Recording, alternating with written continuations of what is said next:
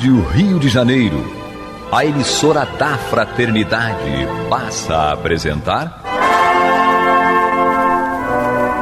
Luz na Penumbra, programa que leva ao seu coração a mensagem da doutrina espírita.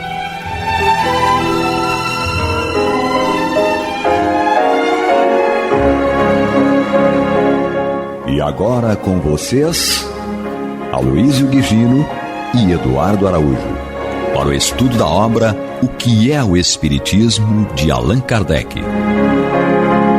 Olá, prezados amigos da Rádio Rio de Janeiro, sejam todos muito bem-vindos. Está entrando no ar o programa Luz na Penumbra, com o estudo do livro O que é o Espiritismo, de Allan Kardec. Estamos aqui reunidos, eu, Eduardo Araújo, eu, Aloísio Guigino, e ela, Maria de Fátima Miranda, juntos e misturados para darmos continuidade aí ao estudo de o livro dos... Já ia falar o livro dos médios, do livro que é o Espiritismo. Não, nós estamos falando de mediunidade. Falando de mediunidade. Não ia estar longe. Aliás, falamos bastante de mediunidade na semana passada. Lembrando que nós estamos no capítulo 2 do livro que é o Espiritismo. E o tópico é esse mesmo, qualidade dos médiuns. E aí, a gente também tem, para quem não conhece, né, quem está chegando aí na Rádio Rio de Janeiro, também temos o Luz na Penumbra com o estudo de O Livro dos Médiuns, toda terça-feira às 9 horas. Estamos lá juntos, eu, Maria de Fátima Miranda, e o nosso companheiro Paulo Renato. Tá vendo? Entendeu? Mas vamos continuar aqui estudando sobre os médiuns, né? Capítulo 2, o tópico é a qualidade dos médiuns, e o item que a gente vai dar continuidade hoje é o item 87. Vamos nós aqui. Allan Kardec diz o seguinte: enquanto o médium imperfeito se orgulha pelos nomes ilustres e frequentemente apócrifos que assinam as comunicações por ele recebidas e se considera intérprete privilegiado das potências celestes, o bom médium nunca se crê assaz digno de tal favor. Ele tem sempre uma salutar desconfiança do merecimento de que recebe e não se fia no seu próprio juízo. Não sendo senão instrumento passivo, compreende que o bom resultado não lhe confere mérito pessoal, como nenhuma responsabilidade lhe cabe pelo mal, e que seria ridículo crer na identidade absoluta dos espíritos que se lhe manifestam. Deixa que terceiros desinteressados julguem do seu trabalho, sem que o seu amor próprio se ofenda por qualquer decisão contrária, do mesmo modo que um ator não se pode dar por ofendido com as censuras feitas à peça que lhe é intérprete. E aí eu lembro aqui de uma situação, a Miranda acho que lembra até melhor do que eu os detalhes, mas acho que foi na Federação Espírita Brasileira, o médium Júlio César, né? Júlio César Grande Ribeiro, né? Ele, durante uma reunião na Federação Espírita Brasileira, ele teria recebido uma mensagem psicografada, e quando ele observou o nome que assinava a mensagem, ele guardou, né? Ele olhou escrito assim, Allan Kardec, ele falou, pronto, estou obsidiado, né? Como é que eu vou psicografar uma mensagem de Allan Kardec? Estou obsidiado.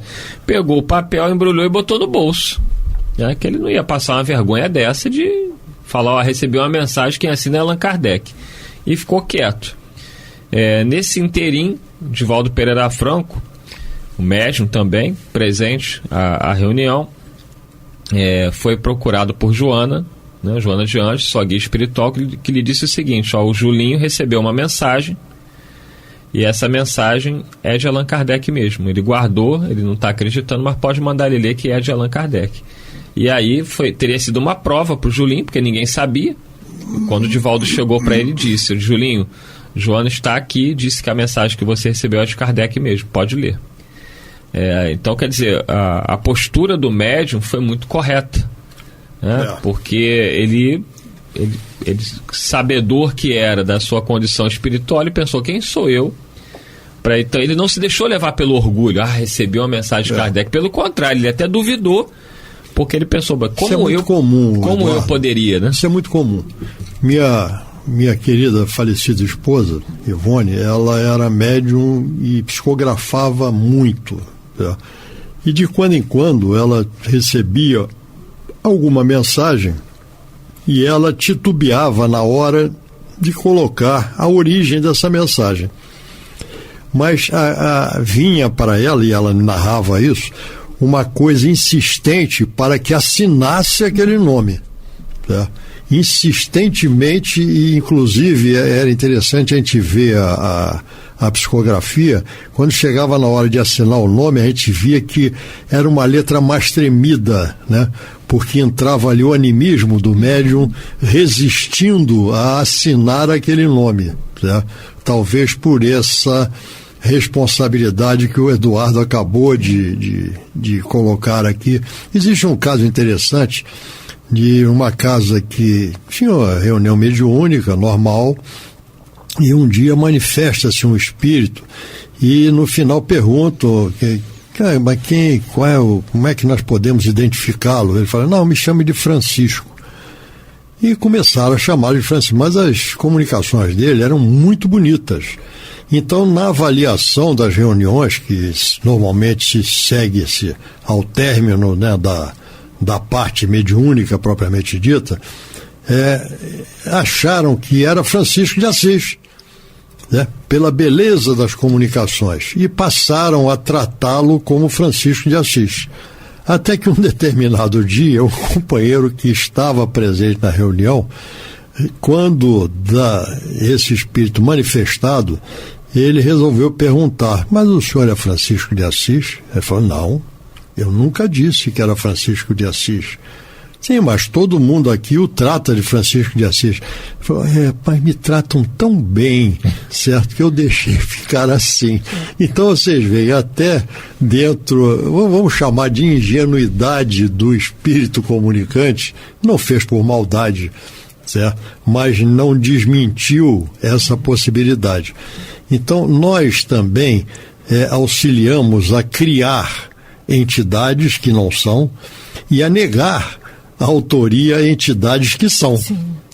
Então, isso vai muito de nós médiuns e nós que participamos dessas reuniões, nós colocarmos um pouco das nossas dúvidas, das nossas desconfianças. Vamos estudar para que nós tenhamos sempre uma certeza maior. Para quem está curioso, né? Com o relato que eu fiz aqui sobre, com certeza o pessoal deve estar falando, que história é essa de mensagem de Kardec? Quando é que foi isso? Isso foi no primeiro Congresso Espírita Internacional em Brasília, numa mesa composta por Divaldo Pereira Franco e outros companheiros. Então ele recebeu essa mensagem. Que ano foi isso? Vou pegar aqui agora. Então foi no ano de 1980, 2 de janeiro de 1984. Eu ainda era criança. Na Federação Espírita Brasileira em Brasília. E Allan Kardec começa dizendo o seguinte nessa mensagem: Espíritas brasileiros, eis que vos trago o amplexo permanente de estima e sincero louvor. Estima que mais se amplia no convívio abençoado dos serviços do bem, em nome do Senhor e Mestre. Louvor ante a grandiosa obra que empreendeis em nome da caridade. E aí lá no final, Kardec termina de uma forma assim, que só os grandes espíritos, né, têm essa humildade. Ele diz, aqui compareço tão somente na condição de um servidor, a mais, na causa do bem, deixando-vos a cordialidade do meu apreço. Saúdo-vos, uma vez mais respeitoso e gratificado, Allan Kardec. Bezerra de Menezes, em todas as suas comunicações, ele termina do seu servidor, o mínimo servidor. Mas as pessoas às vezes não entendem que esses espíritos não falam assim por uma mera questão de... Não. Eles realmente se sentem assim perante a grandeza do Cristo. Eles expressam o que realmente pensam e sentem. Vamos lá, vamos continuar aqui. Mas olha, um detalhe, o Julinho tem antecedente nisso, porque eu lembro de uma narrativa sobre o Chico, que um determinado dia estavam Chico, Julinho e tinha um grupo, uma caravana de um determinado local, e começaram a psicografar, e Julinho psicografou a mensagem do Emmanuel. Aí o que ele fez? Guardou. Devagarzinho foi miúdo e escondeu. Como quem diz, né? Se o Emmanuel escreve pelo Chico... O Chico está aqui. E Chico está aqui, para que ele escreveu por mim? Isso. Ele foi, mais uma vez, o bom senso do médium. Né? Mas aí o que aconteceu? a caravana se dispersou, né? O pessoal foi embora e estavam tomando cafezinho. Aí o Julinho falou assim. Aí o Chico falou assim: Julinho, por que você não leu a mensagem que você psicografou? Ele: Chico, olha só, você ali do meu lado, você acha que Emmanuel ia psicografar através de mim? Ele: mas Julinho, essa caravana de hoje é justamente aquele pessoal que diz que eu tô fascinado e que Emmanuel é um pseudo-sábio, porque ele só psicografa através de mim. Entendeu? E a psicografia veio justamente para diluir essa impressão. Aí ele: não, mas eu preferi guardar. Então ele tem, quem conheceu o Julinho via, né? Ele transmitia pra gente essa coisa da sensatez, do cuidado, por aí. Imagina o Aloysio desencarnado, eu escrevo e assina lá, Aloysio Guigino. Eu vou falar, tô obsidiado. Quem sou eu para receber uma mensagem de Aloysio Guigino? Provavelmente estaria obsidiando você. Olha, a gente tá brincando, né? Mas são realidades, né? Vamos lá, vamos seguir aqui. Para quem está chegando agora, está perdido, programa Luz na Penumbra, com o estudo do livro Que é o Espiritismo. Estamos no capítulo 2, o tópico Qualidade dos Médiuns, item 87, já lemos aí o primeiro parágrafo, vamos agora ler o segundo parágrafo. O seu caráter distintivo é a simplicidade e a modéstia. Julga-se feliz com a faculdade que possui, não por vanglória, mas por lhe ser um meio de tornar-se útil, o que faz de boa mente, quando se lhe oferece ocasião, sem jamais incomodar-se por não preferirem aos outros. É que nós acabamos de falar, né? Exatamente. Acabamos de comentar aqui. E encerrando aqui esse item 87, Allan Kardec diz: os médiuns são os intermediários, os intérpretes dos espíritos. Ao evocador e ao simples observador cabe apreciar o mérito do instrumento. E aí, Aloysio Guigino? Isso aqui foi o que nós comentamos, né? Em toda reunião mediúnica, ao final da reunião, existe uma prática de um comentário, de uma avaliação daquilo que ocorreu durante a reunião, inclusive até mesmo como auxílio, como instrução, como orientação para o médium e como avaliação daquilo que foi produzido, certo? Porque muita coisa vem de utilidade e pode vir alguma coisa que não seja de utilidade. E essas avaliações, inclusive, elas devem ser muito bem feitas e cuidadosamente feitas para que não haja a perda, certo, de algo que seja importante. No livro Mundo Maior, de André Luiz, tem no capítulo 9, nós temos algo que é narrado de uma reunião mediúnica e que um médico, certo, se apresenta, eram 11 médiuns dando passividade. Só que dos 11, 3 estavam com um pensamento totalmente alheio ao que estava acontecendo ali, pensando na sessão de cinema, nos seus problemas, etc., e não estavam ligados àquilo que estava acontecendo. Então, na realidade, não estavam dando passividade. Não estavam se apresentando como intermediários para a espiritualidade. Dos 8 que sobram, apenas um médium efetivamente estava com uma sintonia perfeita com o médium, com o espírito comunicante. Os outros 7 percebiam alguma coisa, mas não necessariamente o que estava acontecendo. E é feita uma psicografia. Só que esse espírito comunicante, ele tinha sido um médico muito conhecido, de grande conhecimento, era considerado por muitos, certo, como um grande médico, e ele usa de termos mais simples para que estivesse ao alcance de todos. E quando chega na avaliação,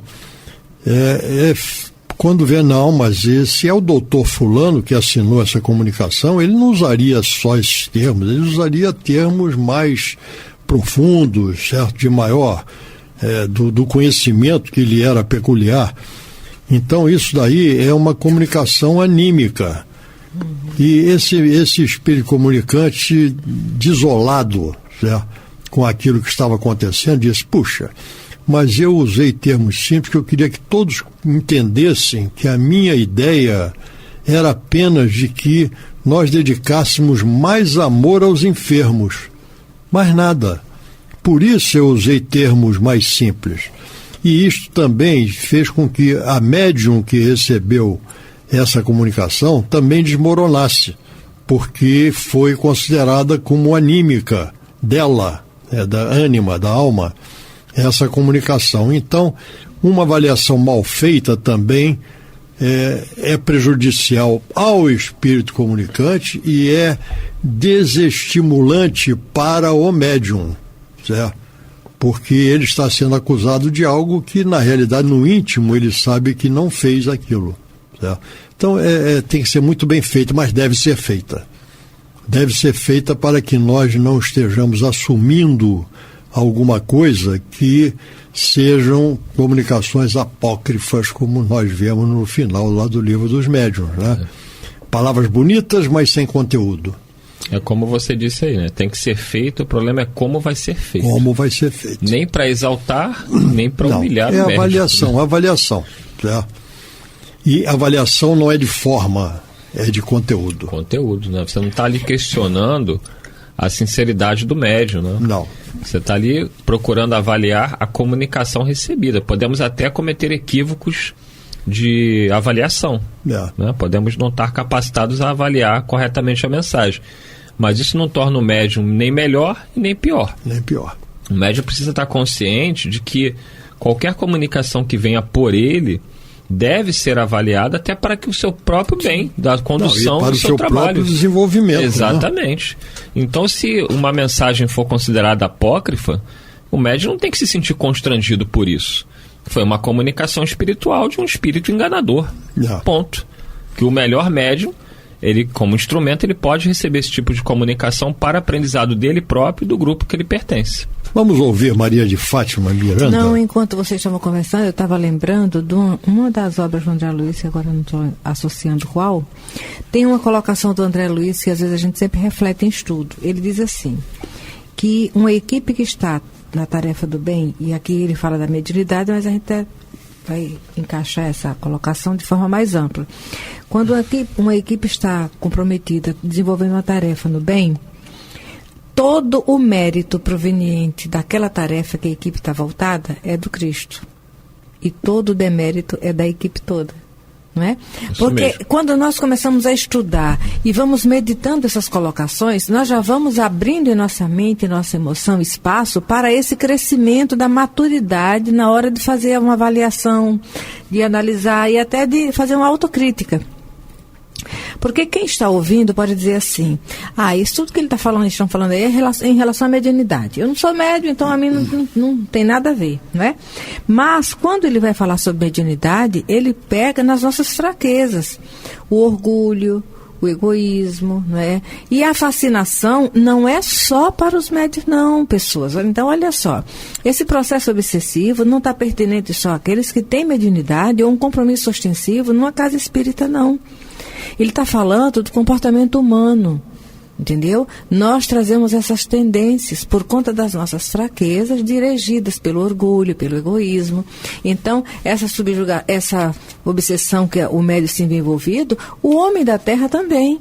A obsessão simples, a subjugação, a fascinação. Dentro da nossa sociedade, quantas mosquinhas azuis nós vamos encontrar aí, picando um, picando outro, não é? Porque quando nós buscamos nos capacitar numa profissão, por exemplo, e damos o melhor, e estudamos e investimos, olha, são poucos aqueles profissionais que dentro da sociedade agem com a beleza de não se colocar acima dos outros, nem melhor do que ninguém. Não é? Nós vamos observar, o Dr. Bezerra de Menezes, antes de ser o espírita, ele já era um homem de bem.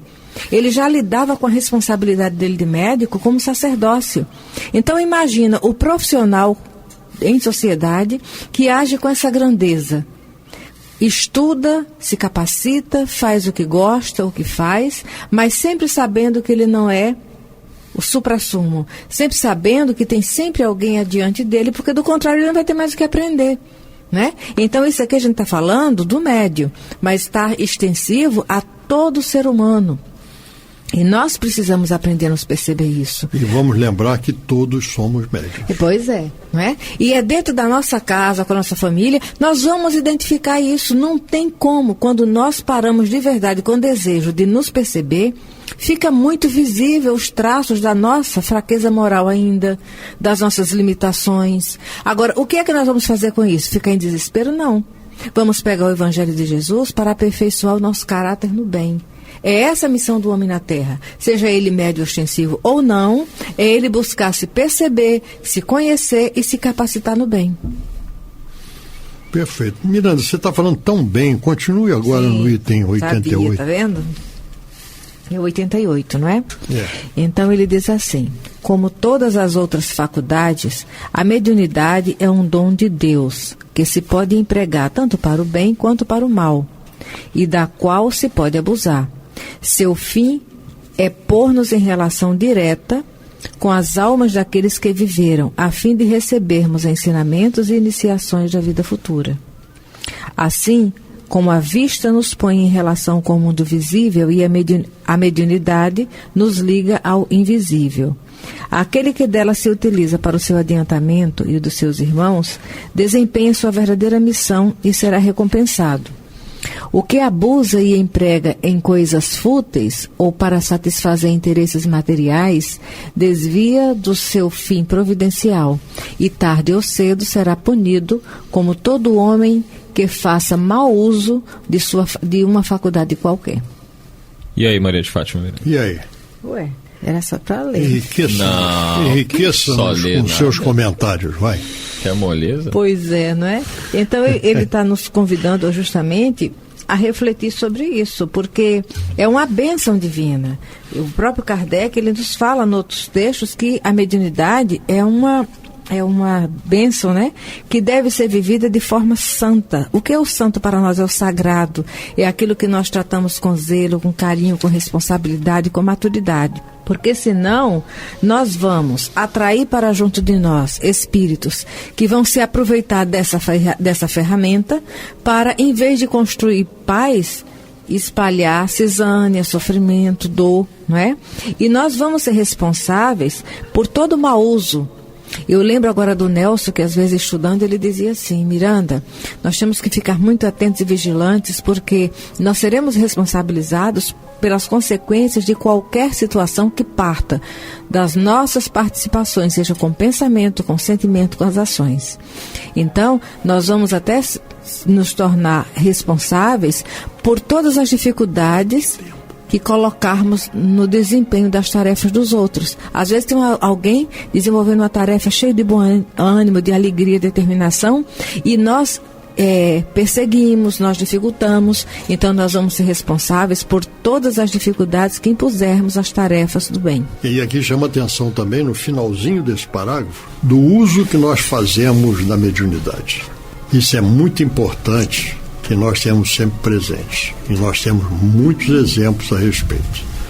Meus amigos, terminou o nosso tempo, então vamos já marcar um próximo encontro, e onde estaremos todos nós juntos mais uma vez para darmos prosseguimento a essa nossa conversa, esse nosso estudo. Até lá, se Deus quiser, e Ele há de querer. Muita paz. Muita paz a todos. Sim, muita paz. Você está ouvindo o programa Luz na Penumbra.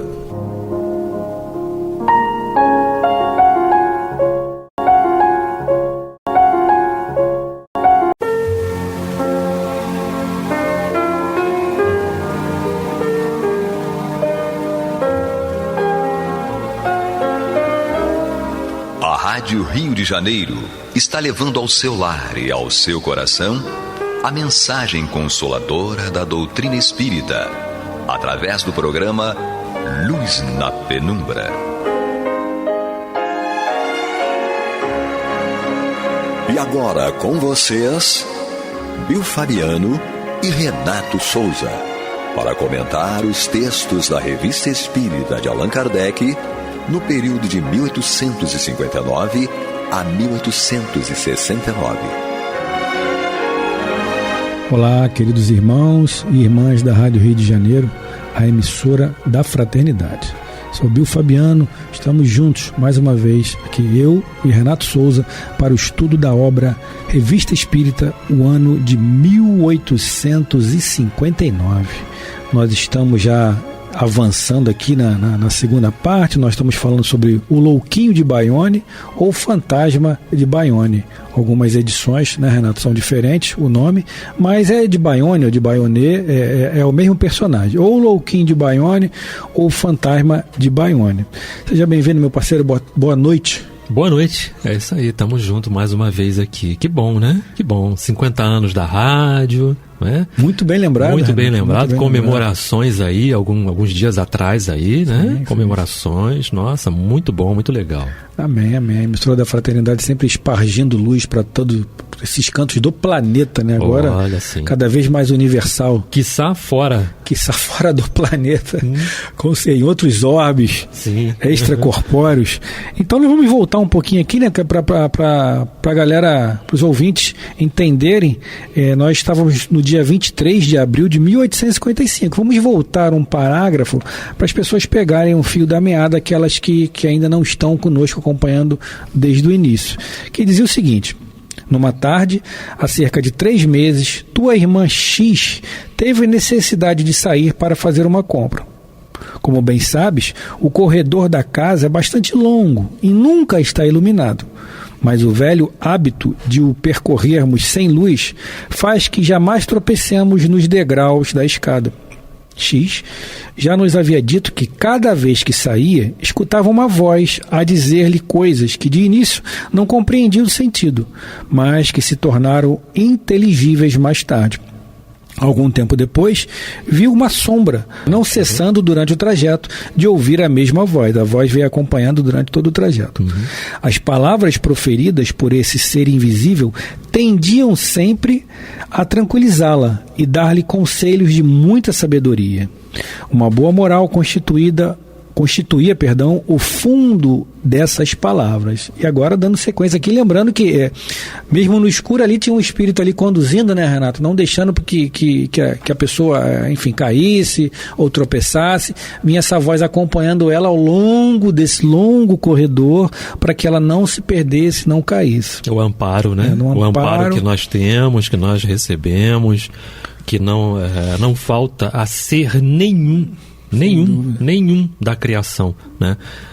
O amparo sempre. Sem dúvida, graças a Deus. E graças a Deus por isso. Não queiramos experimentar um segundo sequer de desamparo. Irmos só.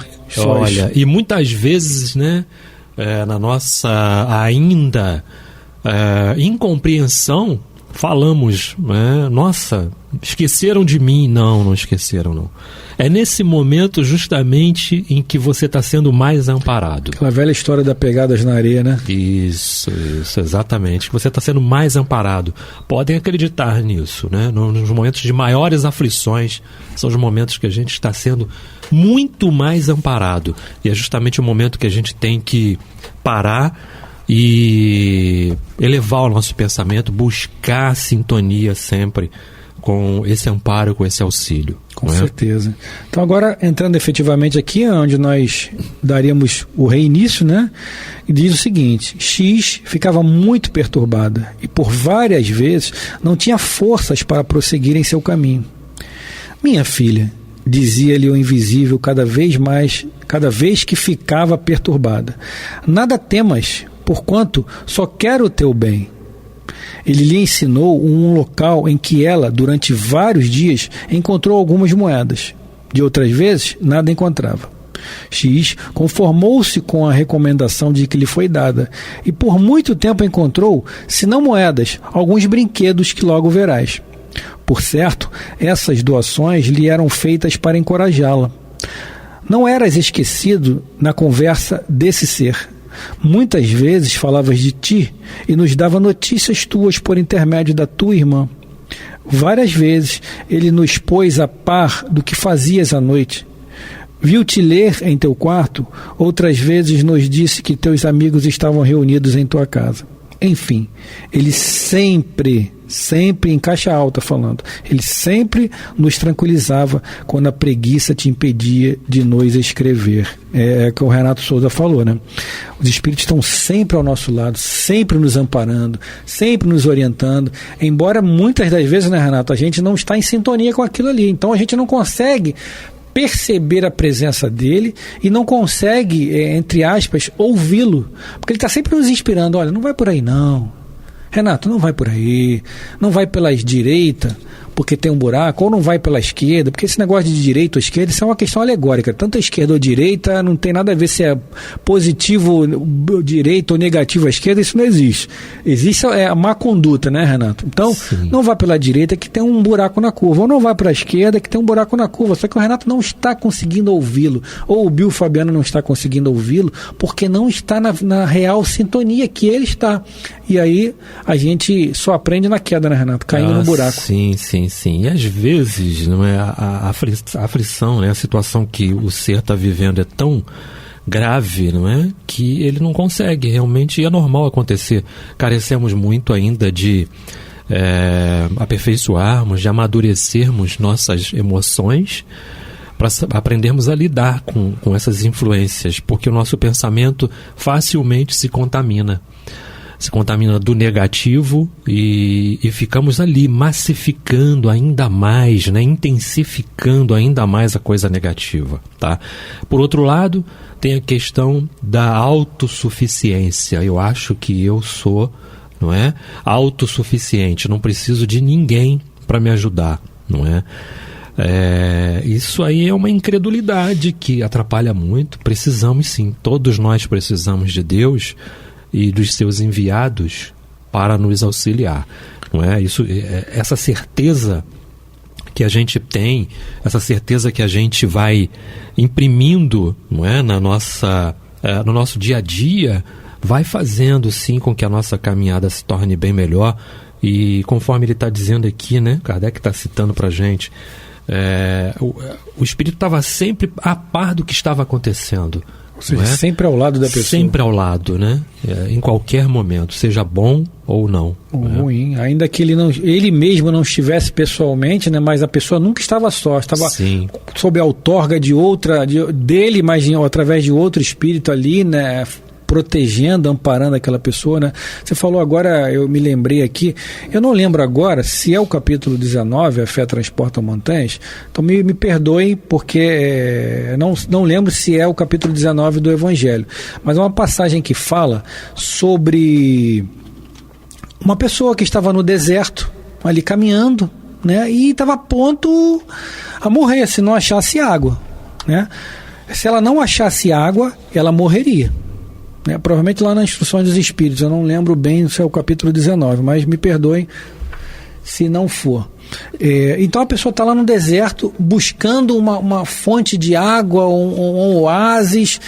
A pessoa que tem fé, que crê em Deus, que crê na espiritualidade maior, ela vai rogar ao alto.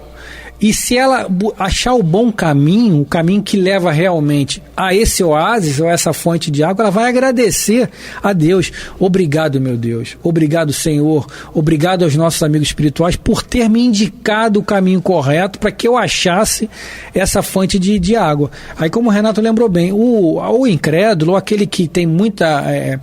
se acha muito, vai falar, que ótima ideia que eu tive uma grande ideia, né? E graças à minha ideia eu não me perdi.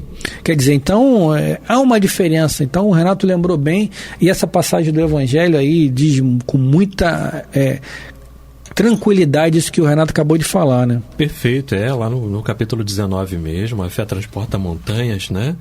Temos lá nas Instruções dos Espíritos. Não encontrei aqui precisamente, porque é muita coisa, mas o caminho está dado, é esse aí mesmo, é lá no capítulo 19, tá? Essa passagem. E a gente deve sempre se lembrar de Deus. Olha, temos muito mais a agradecer do que a pedir, não é, Bill?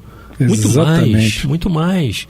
E quem te colocou num bom caminho, quem te intuiu, quem te orientou, sem dúvida nenhuma foi Deus, foi um enviado de Deus, um enviado do Cristo a nos auxiliar na nossa caminhada. Porque é o que a gente costuma dizer sempre, ainda somos cegos.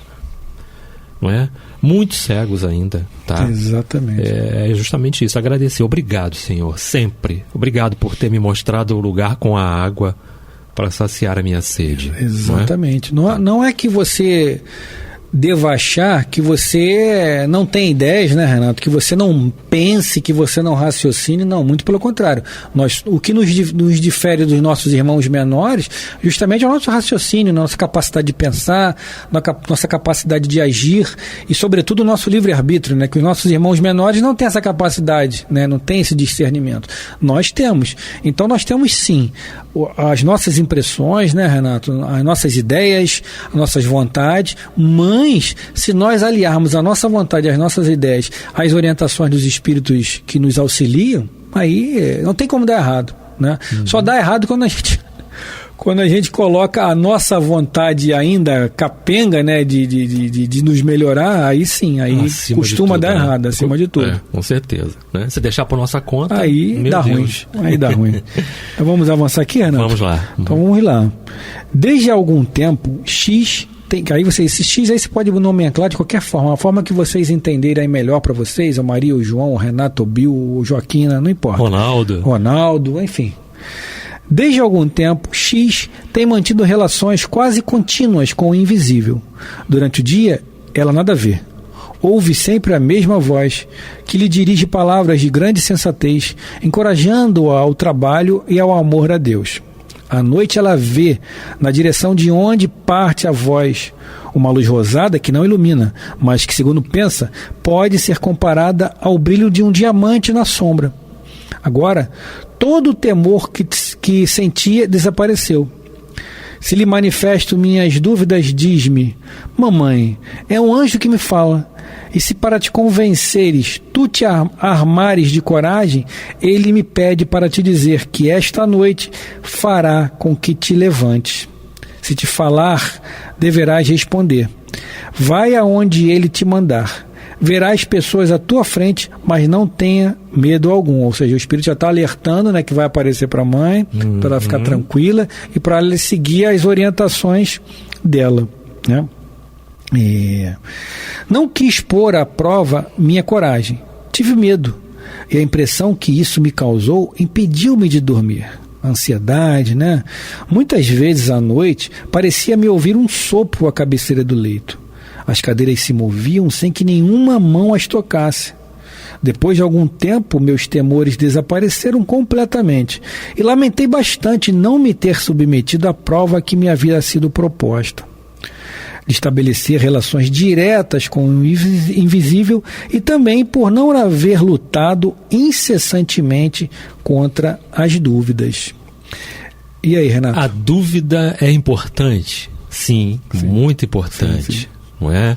Porém, em excesso atrapalha. E em tudo na vida a gente tem que ponderar. Precisamos ponderar sempre, não é?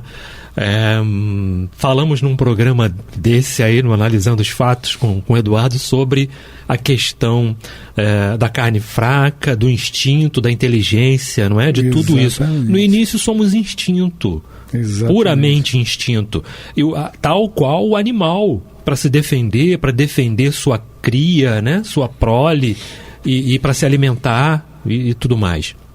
Tal qual, até porque nosso corpo físico é um corpo, né, animal, né? Sim. Animal e tal. Então precisamos, mas quem dá inteligência é o espírito.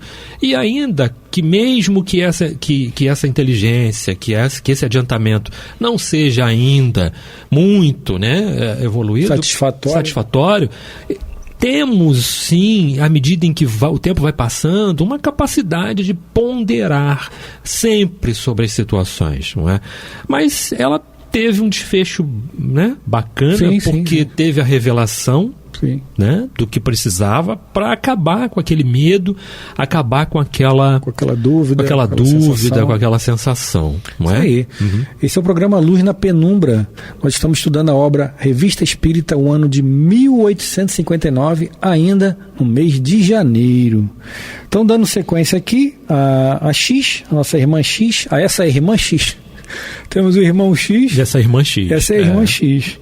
Exortei X a interrogar o invisível sobre a sua natureza. Eis a conversa que tiveram entre si. X. Quem és tu?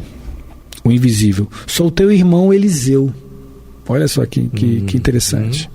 Aí X continua. Meu irmão morreu há 12 anos. E o Espírito responde. É verdade. Teu irmão morreu há 12 anos.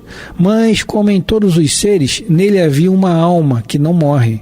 E que se acha agora em tua presença, que te ama e a todos protege. Olha só que interessante, nossa, né? Que revelação, tá vendo? Bacana, né? Muito interessante. Bacana e uma explicação, um fundamento, uma base, uma certeza. De que a vida continua. Isso, para acabar com todas as dúvidas. Sim, ele morreu, o corpo físico morreu, mas eu estou aqui. E continuo sendo seu irmão, continuo sendo aquele com quem tive uma experiência aqui na Terra, né? Corpórea, tá? Bacana, muito bacana. Muito legal. Aí a X continua, gostaria de te ver. E o irmão responde, estou diante de ti. E ela continua, entretanto nada vejo. Aí o irmão continua, tomarei uma forma visível para ti. Após o ofício religioso, tu descerás. Ver-me-ás, então eu te abraçarei. Olha que bênção. Né? E X continua. Mamãe também queria conhecer-te. Invisível responde. Tua mãe é minha. Ela me conhece. Ela me conhece. Eu teria preferido manifestar-me a ela e não a ti. Era meu dever, mas não posso mostrar-me a várias pessoas, porquanto Deus me proíbe. Lamento que mamãe não tenha tido coragem. Prometo dar-te provas de minha existência, e então todas as dúvidas desaparecerão. Muito interessante, né, Renato? Eu passo até a bola para você em relação às suas experiências próprias aí, em relação à sua mamãe, enfim, seus encontros com a sua mãe. Que logicamente a ausência, como os espíritos dizem, né? A presença da ausência é muito dura, né? Nossa. Mas as impressões da matéria que estão muito enraizadas em nós fazem com que a gente sinta a falta da presença física, né? E que eu sei que você está sentindo, como eu sentirei também. Ou se eu for embora antes, ela também vai sentir. Quaisquer de nós sentem a ausência física dos nossos entes queridos. Mas o que nós não podemos esquecer nunca, e isso está intrínseco em nós, como espíritas que somos, é que a morte realmente, de fato, não existe. O que existe é, como os espíritos mesmo dizem, a cessação biológica. Lógico, a gente não vai falar para uma mãe, mãe, o que existe é uma cessação biológica. Ela vai falar, mas é porque não é com você. Se morre o seu filho, você vai sentir isso na pele. E realmente, não é com a gente. Mas a gente não pode largar, né, a certeza, né, Renato, de que a vida continua, né, sempre. E é isso que nos dá força para continuar, para prosseguir, não é? É um assunto que eu tenho que falar com muito cuidado para não me emocionar, senão não sai mais nada, né? Senão não sai mais nada, mas tem que tomar muito cuidado. E a experiência, né? E muitas experiências nesse sentido, não só em desdobramento, não é? Não só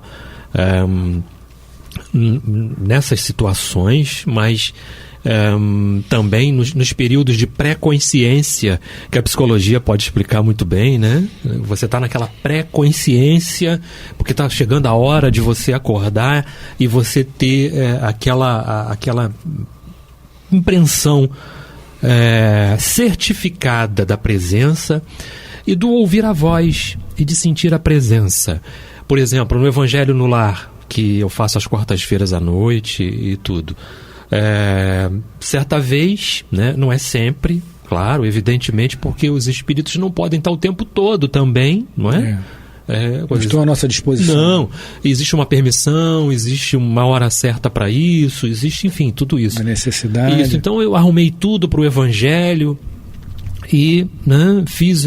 Quando eu me sentei, nossa, o cheiro, o perfume, de né? Mamãe. Não aquele perfume no sentido do perfume, do frasco do perfume, mas é a pessoa, a presença. Então o espírito é capaz de fazer isso para mostrar, olha, estou aqui. E isso me lembra uma psicografia de Dr. Hermann, através da mediunidade do Altivo Panfiro, no livro Palavras do Coração, em que ele fala justamente isso. Eles estão fazendo o que podem o que podem, o que lhes é permitido para mostrar para cada um de nós a sua presença. Nós é que precisamos perceber essa presença. Mas você falou uma outra coisa importante, parceiro. De saudade. Quase todo dia você sente a saudade, né? Às vezes mais intensa, às vezes menos intensa. Dessa presença. Porque a gente queria estar falando o tempo todo, conversando o tempo todo, saber o tempo todo, porque você tem um motivo. Nós somos movidos a um motivo. Só que aquele motivo de você chegar em casa, né, encontrar aquela pessoa, ou você está no seu trabalho, está num outro ambiente, você pegar o telefone e ligar para aquela pessoa, você diz assim, poxa, não vou poder mais ligar, porque não vai estar mais ali para atender. Porém, contudo, todavia, essa pessoa vai estar falando com você de outra forma, de uma forma bem melhor do que nessa tecnologia que nós temos. Exatamente. Não é? Que é a tecnologia do celular, que é por outro tipo, por uma vibração. Tecnologia muito mais avançada. Mais avançada do que essa tecnologia que a gente tem, não é? Que são os meios que a ciência nos oferece hoje aí, que as telecomunicações nos oferecem, não é? E é uma comunicação. Sim. E é uma forma de se comunicar. A gente tem, sem dúvida, né? Muitas e muitas situações. Semana passada mesmo eu tive uma impressão assim, né? Uma impressão assim. É como se eu estivesse retornando do meu desdobramento, naquela pré-consciência. Eu queria que o meu corpo físico respondesse a um estímulo que a minha mente enviava, mas o meu corpo físico não obedecia. Mas eu sabia que ali comigo estavam minha mãe e estavam outros espíritos. Tá? Então é como se eu estivesse chegando, mas o meu espírito ainda não tinha se acoplado totalmente ao corpo físico no retorno daquele desdobramento. Então quando ele vai chegando e você vai tendo aquela coisa, eu queria enviar, a mente enviava para a boca poder falar, não é? E não era o momento daquilo, mas a minha ansiedade grande de querer coisa, porque o corpo já estava, o espírito já estava muito próximo, não é? E eu queria falar com a boca, mas não, eu estava falando mentalmente, não é? Por telepatia ainda. Aí quando aquilo se completou, você leva aquele susto, não é? E o coração dispara e você desperta assim e diz, nossa, eu estava vivendo isso realmente. E ainda houve um pouco da voz dos espíritos que estavam ali, inclusive a voz do seu ente querido. Isso é maravilhoso. Isso é maravilhoso, Bill. Isso te confundiu porque você ainda estava logicamente, como encarnado, sobre forte impressão da matéria, né? E você confundiu aquela possibilidade de ir mentalmente, mas a necessidade de falar verbalmente. Né? Isso aí mesmo. Aí confundiu você ali naquele momento. E a proximidade, não é? Estávamos ali, a proximidade. Enquanto você está longe, somente ligado pelo cordão, né? Fluídico. Pelo cordão fluídico, tudo bem, mas eu já estava muito próximo, já estava pertinho da hora de acordar, não é? Então aquela proximidade ali, acho que intensificou ainda mais a influência da matéria sobre a questão, não é? Mas uma experiência para mim, nossa, sensacional. Ímpar, né, Renato? Ímpar. É isso, pessoal. Estamos chegando ao final de mais um programa. Agradecemos a participação de todos, sobretudo do Ronaldo na técnica, Renato Souza, meu parceiro. Agradeço a mim mesmo, por que não? Enfim, e até a próxima semana para mais um programa Luz na Penumbra, revista 1859. Um beijo no coração de todos. Renato, meu parceiro, Ronaldo, um beijo no coração de todos. Até a próxima, se Deus quiser.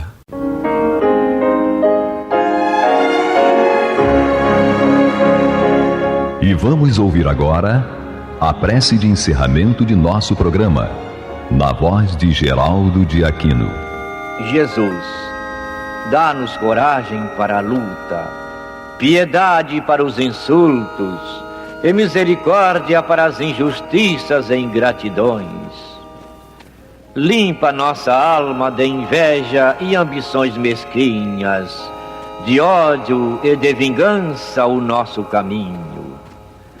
E que dentro em pouco, ao recolher-nos de novo ao calor do nosso leito, para que o sono nos dê a paz e o esquecimento das tristezas humanas, possamos sentir, Senhor, no mais íntimo de nosso ser, a doçura indefinível do Teu amor e a grandeza incomparável da Tua divina presença. Que assim seja.